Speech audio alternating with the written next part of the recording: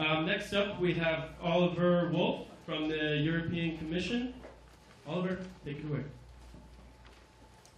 Thank you very much. I can make it rather short because everything I wanted to say was just said by Mia. Oops, sorry. But let me first of all thank you very much for having been invited to talk a bit about what we do and what we learn from our own work and how that may be beneficial also in other parts of the world. As it was just said, my name is Oliver Wolf. I work for the European Commission. I work at a scientific organization within the European Commission, so we are part of the Commission, of the public authority. I have a small, very, very knowledgeable team, and we develop all the criteria for products for the European flower, for eco-labeling, and in combination with that, and I feel that it's very relevant here today, we develop for the same product groups wherever it is possible the criteria for green public procurement. We call it green public procurement. The question was asked before. Right, but the issue, this was just in order to give you a feeling of who I am and what we do. The issue of this panel session is about the cooperation, and I think I will use my few minutes to say something about that. You know all that we are in the European Union, 27 countries, so we are experienced in cooperating amongst ourselves, and we all know that the environmental issues are one of the undisputed important areas to be dealt with at the European level. So there we have it, we have a European eco-label, and the main driver to do that, to develop that for 27 countries at the same time, is of course, there are a number of reasons, but we have the single market. That is one of the main achievements of the European Union.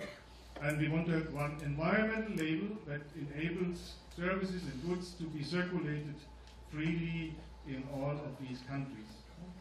That means we want to help to reduce a bit the proliferation of labels, that you have large over-labeling of products. We want to reduce that, and we want to put that on the type 1 basis that it was described earlier today. That is a third-party certified label, which is then very reliable to consumers, and they should recognize everywhere in the 27 countries that when he buys a product with our label, the flower on it, then he can be sure that this is environmentally sound. So that is one of key drivers, but of course one should not forget this is an environmental label. We talk about eco-label, so I have to say also for me, that's a driver for myself. This is in order to improve the environmental performance of the products that we put on our single market.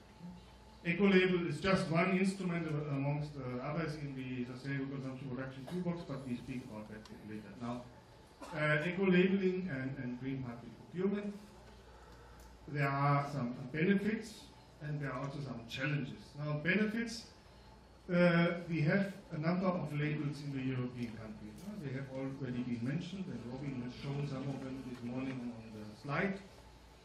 Like the Nordic Swan and the Blue Angel, just to name the most important ones, the most well-known ones in Europe. And they are also type 1 label. They are very strong, very well developed, and very good. So the idea for cooperation for us from the European perspective is not to enter into some kind of competitive situation, but this needs to be compatible in order to have a kind of labeling network. So these labels should reinforce each other, and it should be in the end a kind of a cooperation.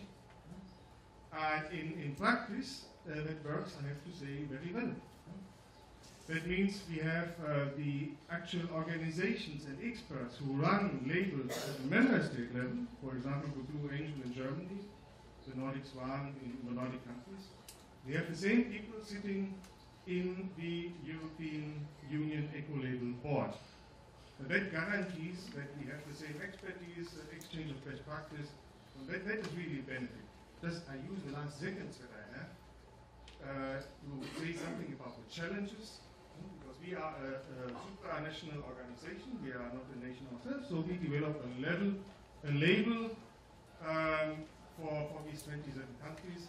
There are some problems that is mainly technical when we develop a very technical work standards for different products, we find immediately that in all involved countries we have their own legislation, their technical standards, and it is very difficult to define a label that really says for each country this is the best. Maybe we have later the time to speak a bit more in detail about it, but that is one of the main problems.